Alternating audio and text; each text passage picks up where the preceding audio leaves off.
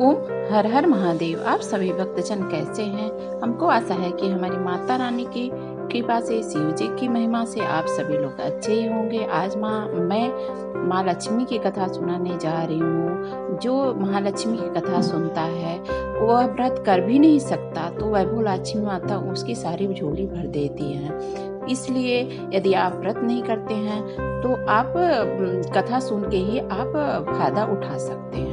और इस कथा को आप सुनिए और एक लोग को भी आप शेयर करेंगे। आप कहते हैं कि कथा सुनाने से ज्यादा फायदा होता है, कथा सुनने से ज्यादा सुनाने का फल मिलता है। यदि आप एक दूसरे को सुना देंगे तो आपको दोगुना फल मिलेगा, इसलिए शेयर अवश्य करें।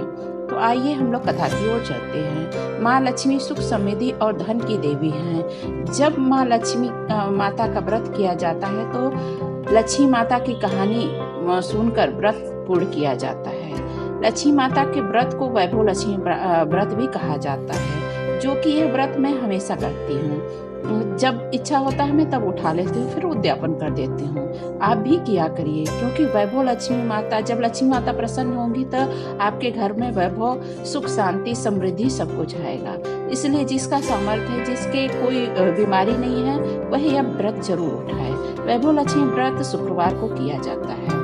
इस व्रत को स्त्री या पुरुष कोई भी कर सकता है। वैभव लक्ष्मी का व्रत रखने से सुख समृद्धि धन की प्राप्ति होती है। दिवाली वाले दिन माता लक्ष्मी का यह व्रत भी किया जाता है और माता लक्ष्मी की कहानी भी सुना जाता है। ऐसा माना जाता है कि इस दिन माता लक्ष्मी पृथ्वी पर विचरण करने आती हैं, तो भी लक्ष्मी जी के सच्चे मन से जो आराधना करता है, माँ लक्ष्मी उस पर अपनी कृपा बरसाती है।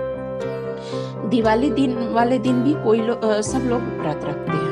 शाम के विधि विधान से लोग व्रत का पूजा लक्ष्मी माता करके तो व्रत खोलते हैं। लक्ष्मी की माता की कहानी सुनी जाती है।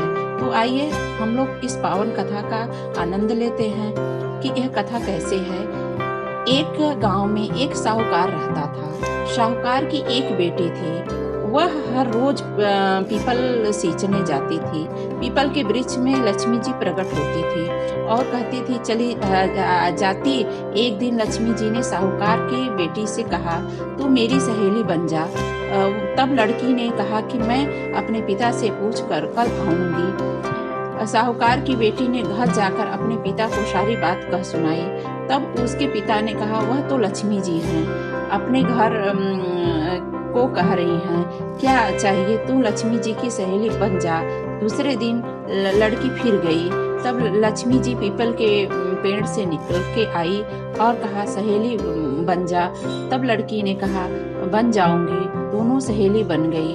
लक्ष्मी जी ने उसको खाने का न्योता दिया। घर आकर लड़की ने बाप को बताया, माँ बाप को बताया और कहा कि मेरी सहेली ने मुझे खाने की न्योता दी है। तब माँ बाप ने कहा कि सहेली के जीवने जाना है, पर घर को संभाल कर जाना।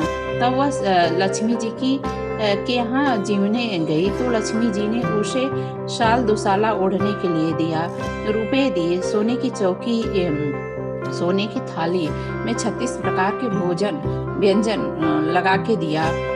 जीम कर जब वह जाने लगी तब लक्ष्मी जी ने पल्ला पकड़ लिया और कहा कि मैं भी तेरे घर जीवने आऊंगी। तो उसने कहा, आइयो। तो वह घर जाकर चुपचाप बैठ गई। तब माँ बाप पूछने लगे, क्या हुआ, सहेली के यहाँ जिम कर आ गई, तो उदास क्यों है? तो उसने कहा, पिताजी मैंने तो लक्ष्मी जी से इतना लक्ष्मी जी ने इतना दिया, अनेक प्रकार के भोजन कराए, परंतु कैसे जिमाऊंगी मैं उनको, क्योंकि वो तो अपने पास तो इतना सारा चीज जिमाई है, हमारे पास तो उतना है नहीं कि मैं उनको सोने की चौकी बिछाऊं और सोने की थाली में व्यंजन कराऊं। अपने घर में कुछ भी नहीं है। उसके पिता ने कहा कि गोबर मिट्टी से चौका लगाकर घर की सफाई कर दे, 4 मुख का दिया जलाकर लक्ष्मी जी का नाम लेकर रसोई में बैठ जा। लड़की सफाई करके लड्डू लेकर बैठ गई। उसी समय एक रानी नहा रही थी। उसका 9 लखा हार चिल उठाकर ले गई। उसके घर वह 9 लखा हार गिर गया। गिरा हुआ पड़ा था। उसका लड्डू नौलखा हार गिरा के वह चील उसका लड्डू ले गई। बाद में वह हार को तोड़कर बाजार में गई और सामान का पूरा सामान ले आई। सुनार ने पूछा कि क्या चाहिए। तब उसने कहा कि सोने की चौकी, सोने का थाल, साल दुसाला दे, मोहरे दे, सामग्री दे। 36 प्रकार का भोजन को बनाई और उसके बाद सारी चीजें लेकर बहुत तैयारी करी, रसोई बनाई। तब गणेश जी के साथ लक्ष्मी जी को बुलाऊंगी। तो आगे गणेश जी और पीछे पीछे लक्ष्मी माता आई। उसने फिर चौकी डाल दी, चौकी लगाई और कहा सहेली चौकी पर बैठ जा। जब लक्ष्मी जी ने कहा सहेली चौकी पर तो राजा रानी के ही नहीं बैठी, किसी के घर भी नहीं बैठी, तो उसने कहा कि मैंने यहाँ तो मेरे यहाँ तो बैठना पड़ेगा क्योंकि आप मेरी सहेली हैं।